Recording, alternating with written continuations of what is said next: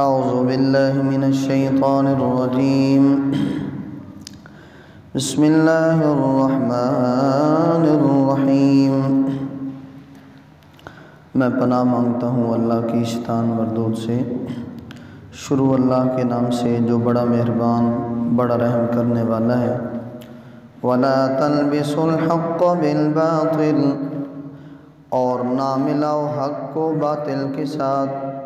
وَتَكْتُمُوا الْحَقَّ وَأَنْتُمْ تَعْلَمُونَ، اور تم چھپاتے ہو حق کو حالانکہ تم جانتے بھی ہو اس بات کو۔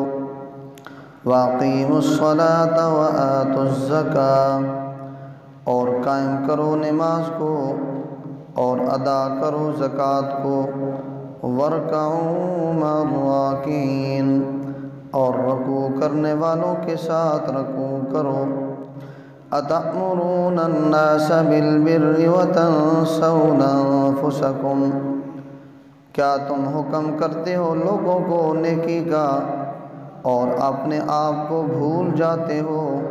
وَأَنْتُمْ تَتْلُونَ الْكِتَابَ، حالانکہ تم کتاب کی تلاوت بھی کرتے ہو۔ أَفَلَا تَعْقِلُونَ، کیا تم عقل نہیں رکھتے؟ گزشتہ آیت مبارکہ میں اللہ رب العزت نے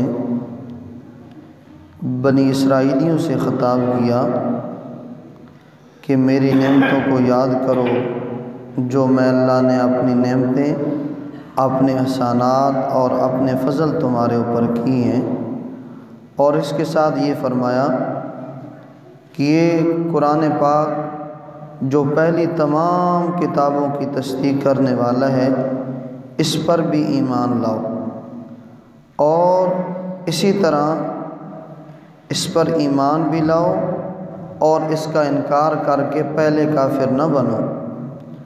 اور اسی طرح قرآن مقدس ایک لفظ کے مقابلے میں اگر پوری دنیا بھی کوئی دینا چاہے تو گویا کہ پوری دنیا بالکل تھوڑی سی قیمت ہے قرآن اور دین کے مقابلے میں۔ کیوں؟ اس لیے کہ دنیا نے فنا ہو جانا ہے، لیکن اللہ کے دین نے، اللہ کے قرآن نے اور نیک اعمال نے فنا نہیں ہونا۔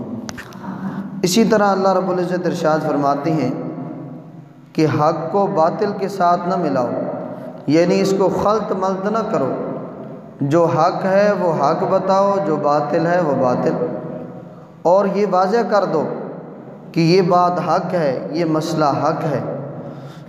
اور اسی طرح اللہ رب العزت ارشاد فرماتے ہیں ایک بیماری ان میں یہ بھی تھی کہ حق کو چھپا لیتے تھے، حق صحیح بتلاتے نہیں تھے، حالانکہ ان کو پتہ ہوتا تھا یہ حق ہے، اس کے باوجود حق بات بتاتے نہیں تھے بلکہ چھپا لیتے تھے۔ اس کے ساتھ ارشاد فرمایا کہ نماز کو قائم کرو اور زکوٰۃ کو ادا کرو۔ اب میرے دوستو دیکھیں، اللہ رب العزت نے نماز کے ساتھ زکوٰۃ کا ذکر بھی کیا، اور ساتھ کیا فرمایا کہ رکوع کرنے والوں کے ساتھ رکوع، یعنی کیا مطلب؟ با جماعت نماز ادا کرو۔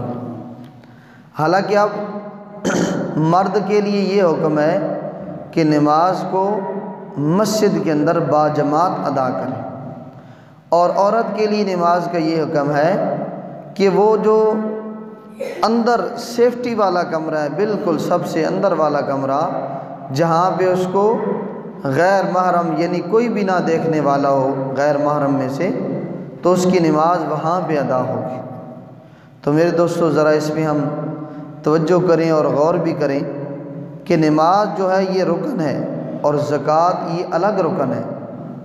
بہت سارے ہم میں سے ایسی ہیں کہ جو نماز پڑھتے ہیں، اور بہت سارے ایسے بھی ہیں جو نماز پڑھتے ہی، اور ان نماز پڑھنے والوں میں بھی بہت سارے ایسے ہیں جو زکوٰۃ ادا کرتے ہی نہیں ہیں، بلکہ بہت تھوڑے لوگ ہیں جو صحیح ناپ تول کر زکوٰۃ کا اہتمام کرتے ہیں۔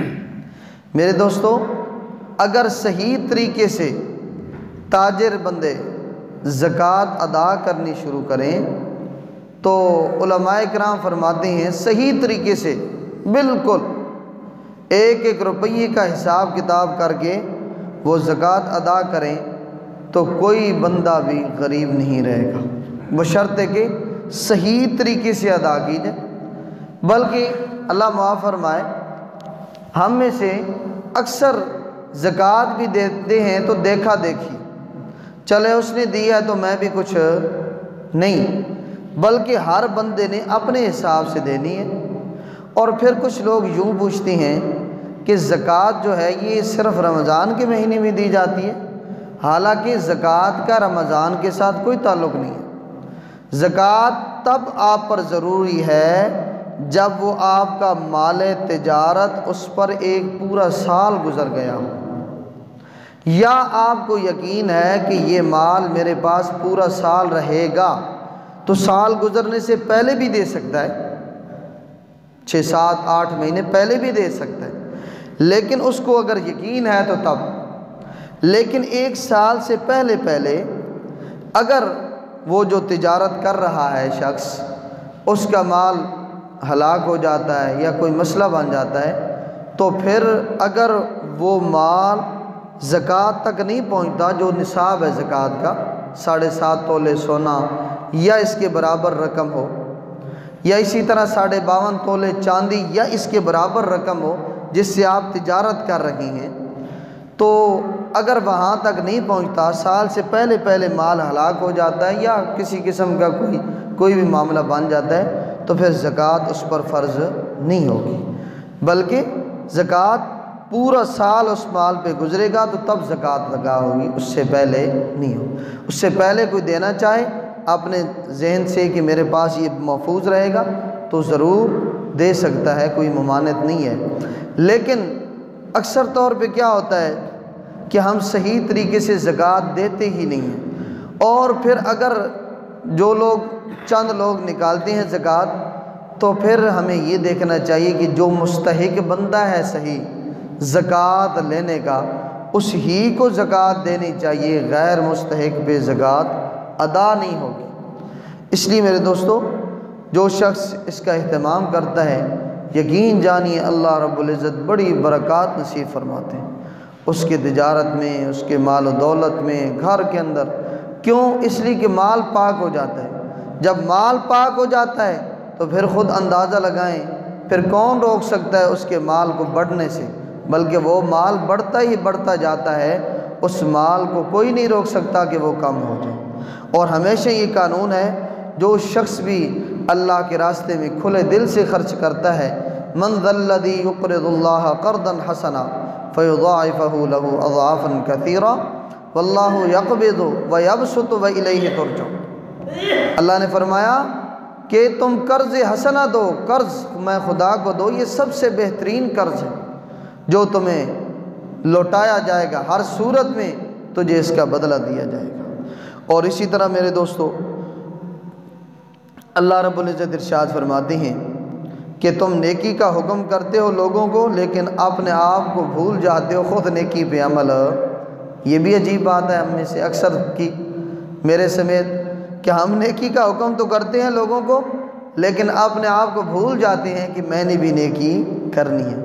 حالانکہ اللہ فرماتے ہیں تم کتاب کو پڑھتے بھی ہو، تلاوت بھی کرتے ہو اس کی، لیکن اس کے باوجود تم عقل نہیں رکھتے۔ تو میرے دوستو، یہ ارکان نماز میں سے ہیں، نماز بھی اور زکوٰۃ بھی۔